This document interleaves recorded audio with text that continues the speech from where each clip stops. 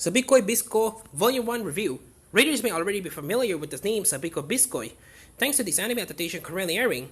To accompany the airing of the anime series, Yen Press has released the first volume of the original light novels into English.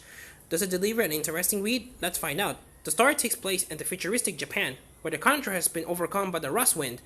Sometime they thought they had been a product of a defensive weapon called Tatsujin exploding, but no one truly knows the source. This wind causes everything it touches to rust away, and even after the eternity has passed, the rust wind still threatens what is left of humanity.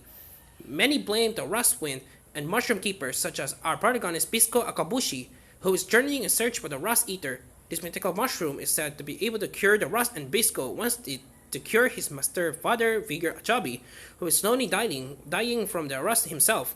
Because of being a mushroom keeper, Bisco is a wanted man with a hefty price tag of his head. This makes it difficult for him to pass through cities and checkpoints on his way to where the rust eater is rumored to be. This journey that takes Bisco, Jabe, and giant crab Akutagawa, drunk Imihama Prefecture, where they attacked by the vigilantism team protecting the place from mushroom terrorists. During the fight, Jabe is hurt and Bisco has no choice but to seek out medical help, which leads to our secondary protagonist Milo. Milo runs his medical clinic in Imihama, where he treats those in need both for the rust and any other medical help they may need. Milo's older sister, Pawo, is a part of the Imihama Watch, which works with the vigilantism team to protect the city, but sadly she too is infected with the rust. Best known to his patients and friends, Milo experiments with mushrooms in the hope of creating a cure for the rust on his own. Experiments that could lead to him being arrested for terrorism himself. Naturally, fate leads Bisco straight to Milo when he helps the Jabi. It's not long before the two become friends, and Milo agrees to join Bisco on his journey to find the Rust Eater, especially if it could cure his sister of the rust, as well as Jabi, with Jabi's health getting worse. Bisco and Milo leave their family members behind in Imihama as they set out in what could be a perilous journey.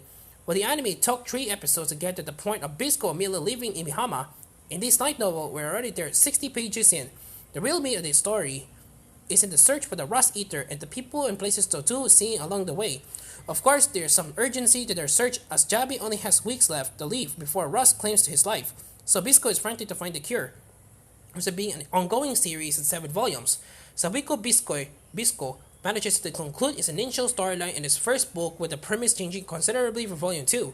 I have mixed feelings about it continuing as opposed to a single storyline because I think twist and character growth we'll see later on would have been better if the story was over in this one book, after which stories will end too early, but this is one I would have preferred to see conclude.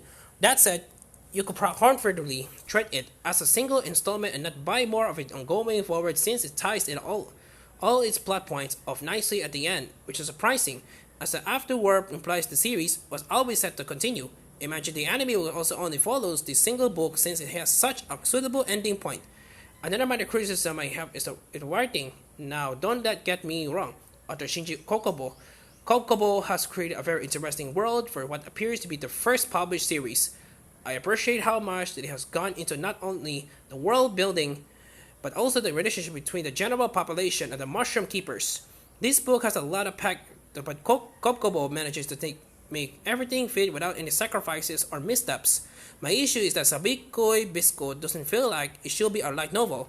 So many sections in this book are based around bombastic action scenes to the point when I think the anime would be a better way of experiencing it. The story feels better suited to a visual medium than it does to being a novel, especially given it's told from a third-person perspective. The majority of the times that we rarely see the inner thoughts of the cast as we normally would in a work like this. It's difficult to convincingly showcase these kind of battles, and the novel Kokobo does a fine job of it, but it could get the nagging dub out of my mind, and it should have been something else. The action scenes aren't the only thing that give me this impression either. There's also the fact that protagonist Bisco feels ready-made for a shonen series. His somewhat grumpy personality will no doubt remind readers of Bakujo My Hero Academia, and Milo's more gentle and optimistic personality is reminiscent of Tanjiro and Demon Slayer, not helped by the two sharing the same voice actor in Japanese. Despite all that, I did enjoy this book, especially given how unique the premise is. There is certainly nothing else like it in the world of light novels right now, so be sure to win readers over just by being a fresh concept, beyond my minor criticism toward the writing. I have nothing negative to say about it.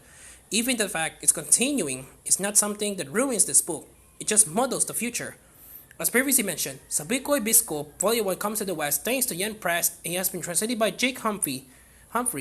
The translation reads well with no issues to note. Yen's release includes color pages at the beginning, which includes profile pages for the cast, which are great to see in color if you haven't been watching the anime. Illustrations on the wall are handled by Kei Akagishi, who was the artist behind Campfire Cooking in Another World with my Hopstar Skills manga. Most of the images here showcase the action scenes, which are exactly what I've been hoping for, and I was pleasantly surprised to find there were even a few two-page spreads, which is unusual for light novels. Volume 2 of the series is currently scheduled for an English release in late April. The manga is being licensed by digital platform Comic and was due for release in November-December, but so far hasn't materialized. Worth keeping an eye out for it, if you're interested. Overall, Sabiko Bisco Volume 1 is an entertaining read with a premise that we already see in the market. If you're already watching the anime in the original book, it's sure to delight, even despite the minor issues I had with it. 8/10.